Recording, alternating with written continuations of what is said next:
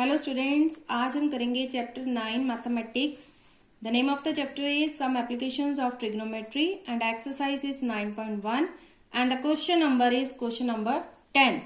तो let's start. Question number 10 है two poles of equal heights are standing opposite each other on either side of the road which is 20 meter wide.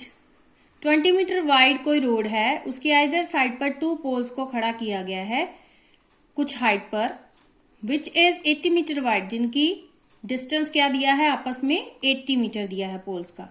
From a point between them on the road पर उनके बीच में कोई point है between the road. The angles of elevation of the top of the poles are 60 and 30। एक पोल बना रहा है वो उस पॉइंट से 60 डिग्री एंगल और दूसरा बना रहा है 30 degree respectively. Find the heights of the poles and the distance of the point from the poles.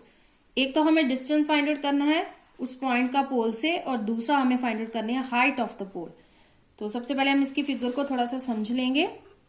इसकी फिगर ऐसे है, टू पोल्स हैं, एक है ए बी और एक है सी डी। उन्होंने बोला सेम हाइट पर टू पोल्स हैं, उनको खड़ा किया गया है, तो हम उनको लेट कर लेंगे एच मीटर हाइट दोनों की। और उस पोल को रोड की आइदर साइड पे खड़ा किया है और रोड के बीच में कोई पॉइंट लिया है। आप अज्यूम करिए कि हमने ई पॉइंट लिया है और उस ई पॉइंट से एंगल ऑफ एलिवेशन बन रहे हैं दोनों पोल्स के। एक पोल का एंगल बन रहा है, जो फर्स्ट हम पोल लेंगे उसका एंगल क्या होगा 60 डिग्री, ये हमने 60 ले लिया, और दूसरा जो पोल है उसका जो एंगल बनेगा वो बनेगा एंगल ऑफ एलिवेशन 30 डिग्री। यहां से पोल का एंगल 60 डिग्री और यहां से पोल का एंगल 30 डिग्री। तो हम फाइंड आउट करेंगे heights and distance of the point from the pole. जो डिस्टेंस है पॉइंट का ई से, जो इनका डिस्टेंस है आपस में, उसको फाइंड आउट करेंगे और height of the pole find out करेंगे। तो सबसे पहले जो गिवन है उसको लिखेंगे। सोल्यूशन स्टार्ट करते हैं। Let the height of the each pole is equal to H meter. Let किया, बीई हम एक्स लेट करेंगे, एक को एक्स लेट करेंगे। तो क्योंकि टोटल उन्होंने बताया है कि बीडी हमारे पास जो विड्थ है वो है 80। अगर हमारे पास एक साइड एक्स हमने लेट की है बीच में जो पॉइंट लेने के बाद, तो दूसरी क्या होगी, टोटल 80 में से इसको माइनस करेंगे तो हमारे पास ये वाली साइड आएगी। वही हमने यहाँ पे सॉल्व की है कि let B is equal to X meter and B D is equal to 80 meter हमें गिवन है। और ईडी फाइंड आउट जब हमने करनी है तो टोटल बीडी में से क्या करेंगे, एक्स को माइनस करेंगे तो हमारे पास आ जाएगी ईडी, वो आएगी 80 माइनस एक्स मीटर। एंगल जो दिए हैं वो लिखेंगे। एंगल ए ई बी हमारे पास 60 और एंगल सी ई डी वो है हमारे पास 30। बस अब हम क्या करेंगे, सिंपली दो लेंगे ट्राइंगल। सबसे पहले हम ये ट्राइंगल लेंगे क्योंकि इसमें एक्स और एच है, और दूसरी बार जब ट्राइंगल लेंगे तो हम ये वाली लेंगे क्योंकि इसमें 80 माइनस एक्स है ना, तो इसमें हम कुछ ना कुछ वैल्यूज फाइंड आउट करेंगे। फाइंड आउट करके हम इसकी जो रेशियो आएगी उसमें वैल्यूज पुट करेंगे तो हमारा सब सॉल्व हो जाएगा। तो सबसे पहले हम लेंगे in right angle triangle A B E right angle triangle में हम सबसे पहले लेंगे ए बी, हमने फाइंड आउट करनी है। ए बी को ऊपर लिखेंगे, A B over B E, ये है हाइट और ये है बेस। हाइट अपॉन बेस क्या आएगा 10 कितना आएगा उस ट्राइंगल में 60 डिग्री। ए बी है हमारे पास एच और बी ई है एक्स, और tan 60 की वैल्यू हमारे पास क्या होती है, tan 60 की वैल्यू हमारे पास होती है √3। यहां से देखेंगे tan 60 की वैल्यू होती है √3। इसको हम क्या करेंगे, इसमें पुट कर देंगे वैल्यू को √3, और हमारे पास h की वैल्यू क्या आ जाएगी √3x मीटर। ये आ गई हमारे पास h की वैल्यू। h की वैल्यू जब हमारे पास आ गई तो हम दूसरी ट्राइंगल जब लेंगे तो उसमें h की वैल्यू पुट करेंगे तो अपने आप ही x की वैल्यू हमारे पास सॉल्व होके आएगी। तो अब हम लेंगे दूसरी ट्राइंगल। इन ट्राइंगल कौन सी ट्राइंगल लेंगे, सी डी ई। इन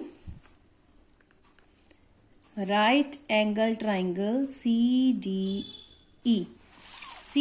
ई राइट एंगल ट्राइंगल में हम सबसे ऊपर लेंगे सी डी, क्योंकि एच हमें फाइंड आउट करना है। C D over E D आ जाएगा H upon 80 minus X is equal to height upon base होता है हमारे पास 10 30 डिग्री। इसको हम लिखेंगे CD/ED is equal to tan 30 degree. CD है हमारे पास h और ED है 80 माइनस x, और tan 30 की वैल्यू होती है हमारे पास 1/√3।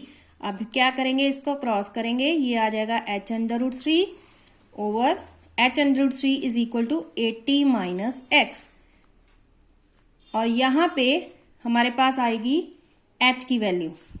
h की वैल्यू जब निकालेंगे तो √3 हम इधर ले आएंगे, लेकिन हमने जब फर्स्ट ट्राइंगल सॉल्व की थी तो हमारे पास h की वैल्यू थी √3x। तो क्या करेंगे, यहाँ पे हम वैल्यू को पुट कर देंगे, √3x is equal to 80 minus X upon √3।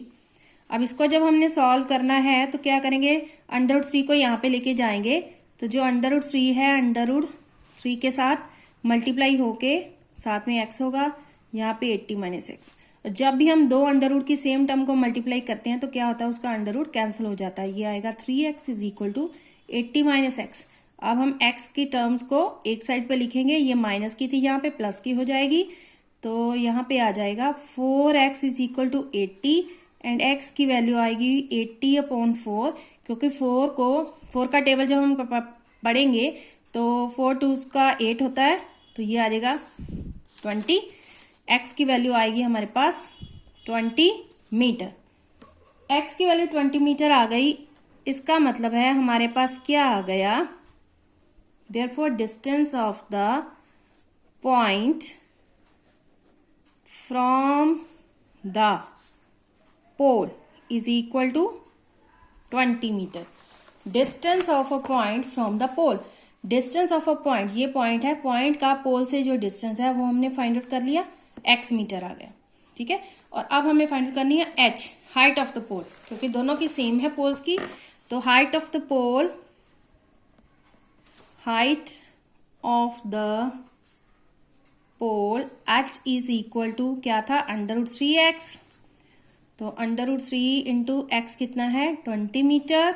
Solve करने के बाद ये आ गया 20 √3 metre, that is the height of the pole. तो ये था सम को दो पार्ट्स में सॉल्व करना है, दो ट्राइंगल्स को लेना है, बस वैल्यूज को इधर उधर पुट करेंगे तो हमारे पास सम का आंसर आ जाएगा। अगर आपको इन सब में किसी भी सम में कोई प्रॉब्लम आती है, कोई पॉइंट नहीं क्लियर होता, तो आप प्लीज मेरे को कमेंट बॉक्स में बताओ, मैं आपके सारे पॉइंट क्लियर करूंगी और अलग से एक वीडियो डालूंगी उसके लिए। अगर आपको मेरी वीडियोस अच्छी लगे तो प्लीज इसको लाइक शेयर एंड मेरे चैनल को सब्सक्राइब करना। Thank you so much.